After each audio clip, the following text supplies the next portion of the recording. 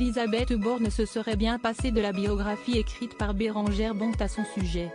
L'auteur a publié La Secrète aux éditions L'Archipel ce 4 mai, un livre détaillé sur la vie de la Première ministre, s'intéressant autant à sa vie personnelle qu'à sa carrière.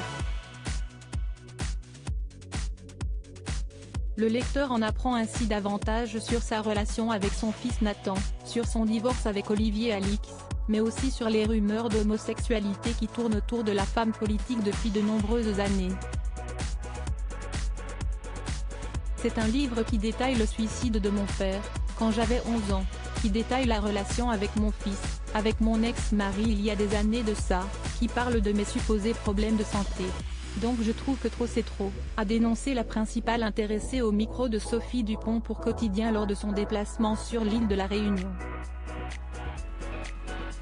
Est-ce que je peux vous demander si ce livre a été votre livre de chevet pendant le voyage ?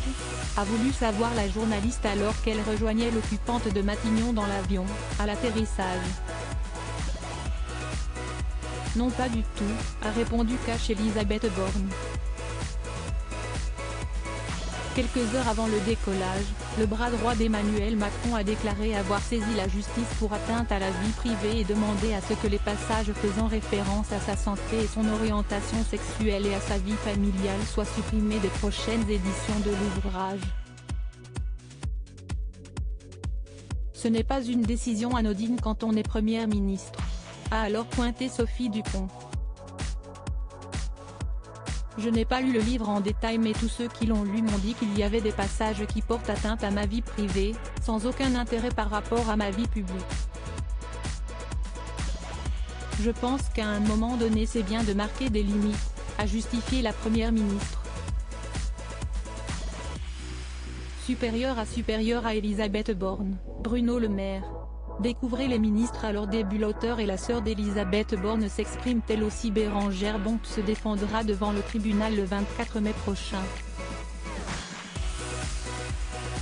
En attendant, l'auteur a pris la parole elle aussi pour faire part de son incompréhension face à la réaction d'Élisabeth Borne. Ce livre est le fruit d'un an d'enquête, de dizaines d'interviews dont de longs entretiens avec Madame Borne ainsi que d'autres avec des membres éminents de son cabinet, de sa famille et de son cercle amical proche auquel elle avait donné son accord, a justifié l'écrivaine.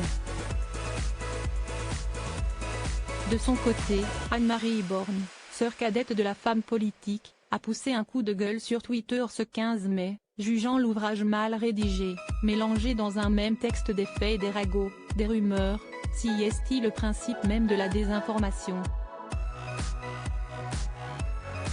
Et d'ajouter dans une autre publication, transcrire mot pour mot le contenu d'un dictaphone ce n'est pas ce que l'on peut appeler un travail d'écriture. ChatGPT le fait mieux et plus vite. Cela ne ressemble pas à un livre construit, mais à un patchwork assemblé à la va-vite, où on veut tout caser, sans hiérarchie. Manque de recul, absence de recoupement des sources. Ou si peu. Crédit photo, capture d'écran quotidien, TMC.